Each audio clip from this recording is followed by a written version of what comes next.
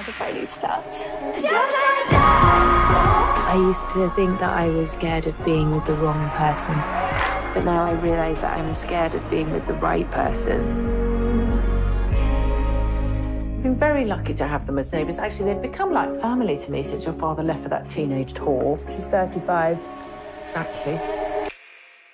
Okay, so Shekhar, a huge congratulations and a warm welcome to you on Filme Shilmy. Thank you. So you've returned to the director's seat after more than a decade. This time it's for a rom-com, and that too shot during the pandemic. Two of things which I don't think you've obviously experienced before in your life. So tell me, why did you decide to helm What's Love, and how did the post-COVID change impact the filmmaking dynamics as well? Well, two things. Obviously, I respond to scripts. So I've been making series before that. I did something on William Shakespeare in between. But I think what I saw in Jemima's script was an opportunity to delve into something about intimacy and love and what it really is.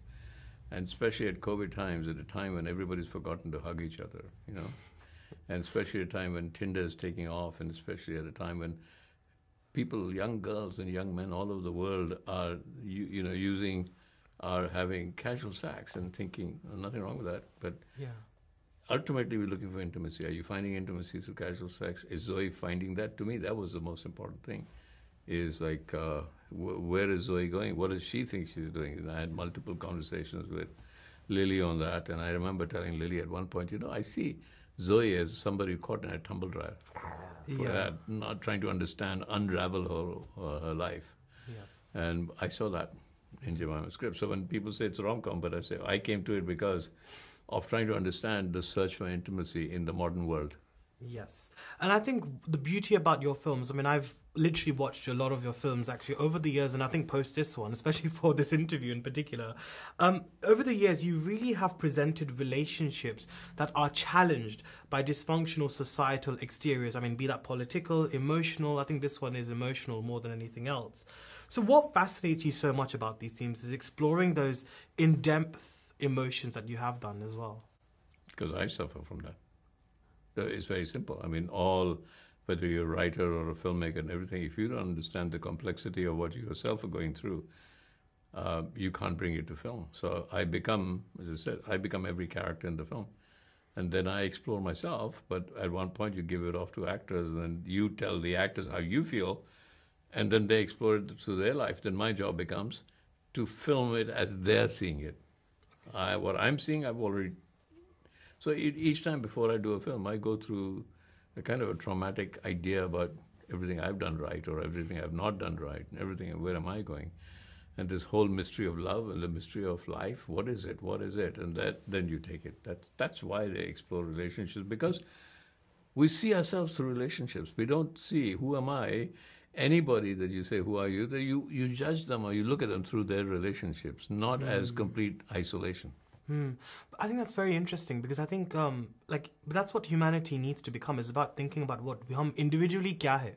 You know, aap rishton ke bare mein baat kar rahe the abhi. And I think that's what's really interesting. It would be interesting to see you make a film about human beings, just naturally, just as human beings, not the relationships. I mean, I'm sure you have already. No, I've been thinking about, I've been trying to make Buddha for so long. Paani, I mean, you hold your thought there, because we'll be coming to that. But I think, look, what I also love about the themes in your films is, be it Shabana Azmi in Masoom, Kate Blanchett in Elizabeth, now Lily James in What's Love, most of your female leads seem to fight for their belief systems during a divisive environment. So where do you draw inspiration from when it comes to strong feminine energy? Well, because it's the way that we look at cinema. There's an assumption in cinema that if it's a conflict with a man, they'll resolve it through violence and action and fisticuffs. The conflict with women is much deeper. It's a conflict of the spirit. And I can go much deeper into finding them, who they are. That's why I stay with female characters, because it's much more about the human spirit. It's not you take a gun and shoot somebody. It doesn't happen like that. And so whether it's Elizabeth or Masoom, or whether it's What's Love Got to Do With It, or Bandit Queen, each time it's the female. When you look at a woman, you have to understand the human spirit. Yeah, that's damn why. True. Yeah. That is so true. And I think amazing how you have portrayed that, especially Elizabeth as well. I was watching a few scenes yesterday and I was mind blown. The fact that हमारे मतलब देश से एक ऐसा director है जिसने ऐसा मतलब British history के बारे में फिल्म बनाया है. It was incredible to know that. But I think you began with Hindi film classics. I mean, Mr. India, I'm sure you get that a lot, that it was a childhood favorite of many of us, mine including as well. Then you obviously went on to make, award-winning Hollywood epics like Elizabeth. So tell me it's a massive shift. So what contributed towards this shift? And now that Indian cinema has, of course, evolved and, you're seeing the great influx and the sort of content that's coming out, which is great. But how do you now hope to perhaps contribute towards the Indian film industry now as well? When I made Elizabeth, I had to ask myself a very serious question. Like, for example, Sense and Sensibility, we saw it was made by a Taiwanese director. You couldn't work out that he was not English. You thought he was very, very British, right? And I said, I can't do that. Who am I? I realized I was Eastern, not Indian necessarily, but Eastern. Now, so I had to become Eastern. I think that was part of the appeal of Elizabeth, the colors and the conflicts and the drama of it was a very Eastern way of storytelling. What's happened now is that Eastern mythic ways of storytelling has become very popular. Koreans made it popular. So all of these Korean dramas that everybody loves now, there are conflicts that are very melodramatic and very Eastern. And so maybe it's time for me to go back and then use this new trend and tell another story from an Eastern story from an Eastern point of view. Yeah, and there's so much in India. में बहुत सारी ऐसी कहानियाँ हैं. Like recently we've been seeing so many stories about unsung heroes. Like we saw Sardar Udham recently, Tanaji. So many wonderful stories from about unsung heroes that really contributed towards the country that it is today. Yeah. I think it would be wonderful to get your input into that. In fact, I'm going to come back to, because you were saying you've been trying to make Buddha for so long, and over the years, I mean, you've had some ambitious projects, that you've, claimed to be working on, but for some reason or the other, they've not worked out. Why is this the case? I mean, I know one particular title is Paani, and that obviously tackles, futuristic water shortage, which is something you've been quite, keen on expressing about. You've been very passionate about that subject. So do you have any plans of reviving that project? And why is it the other ones haven't worked out? Well, I can't let you know, but that project is probably going to be my next project. Ah, really? Yeah.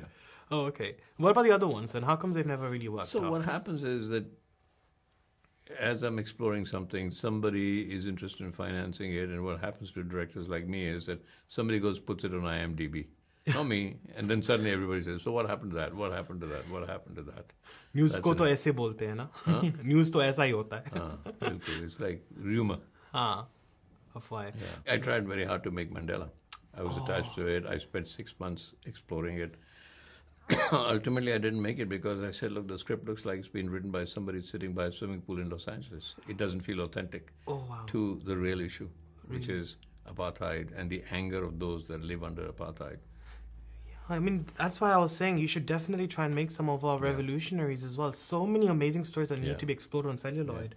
But I think, look, the film itself talks about the integration from our native country to the Western life. You see, being an Indian myself, even though this was based on a Pakistani family, I was still able to really relate with it as well.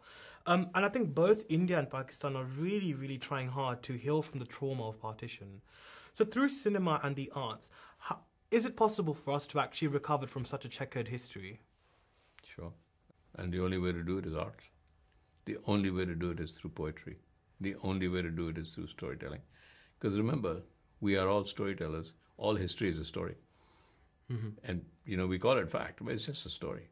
And then the more you commit to a story, the more real it becomes. That you're actually committing to a story. And you gave India one of the first superheroes that we had, Mr. India, and I think that was incredible. I'm sure when you made that film, you never perhaps expected it to sort of hit off the way it did, right, at that point in time. No, I'm a prisoner of Mr. India. It's just like, I made it for children. Yeah? How do you look at that film now? I think so many years later. How do you view that film when you look back at that time? Well, I know why it was successful. It wasn't a superhero film. It was a configuration of 10 characters. It was a universe, so many characters. There are restaurants named after the characters in India. And there are like schools named after the characters. And Mogambo is the name. You mentioned Mogambo and everybody would know exactly what the dialogue is.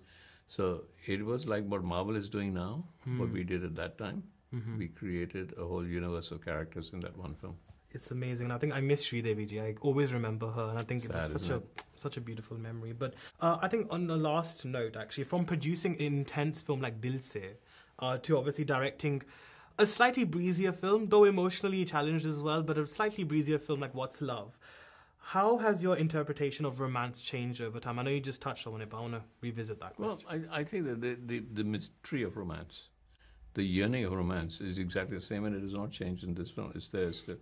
It's just that in between there is a lot of, great dialogue and funny moments between the way that the characters express themselves. And then of course there's always Emma Thompson as Kat. Any time that you feel the comedy is going down, pop, she pops in with very relevant stuff. She says all the things that are right, except she says them wrong. Yeah. And she says them, you can't say like that, but she's telling you the truth. She reminded me so much. I'm sure you've seen Bandit Like Beckham before. She reminded me so much of Jules' mum in Bandit Like Beckham. So it was actually really, absolutely. she was marvelous in the film. But I think it's wonderful, sir. And I think going forward as well, I know you said that you wanted to go back on Paani, but I'm not going to challenge you further because I know that's something which you're still currently working on. But I think what will be your next goal now? I think having done a very collaborative film like this, what would be your next sort of benchmark or milestone? Know. Every film has its own destiny. Every film decides when it wants to get made. We are all parts of the million different ideas and destinies that happen. So for me to say, oh, look, I made this film. No, I didn't. A million different destinies collided to make What's Love Got to Do with happen. If Jemima had not met her husband a long time ago, a million things happen that make a film. And to say, oh, look, we wrote it, I wrote it, I made it. No, we didn't. Yeah.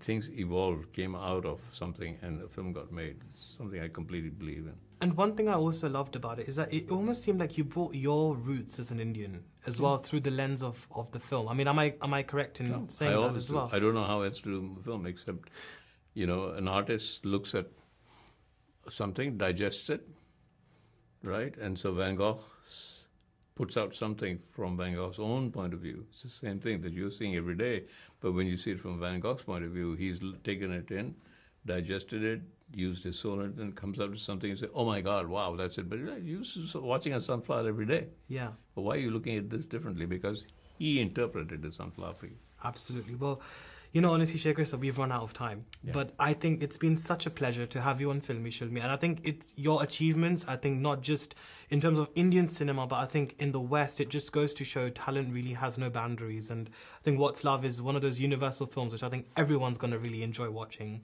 So storytelling has no boundaries. Absolutely. Very, very well said. But thank you so much, Shekhar, for joining me. Thank you. Thank you. Thanks a lot.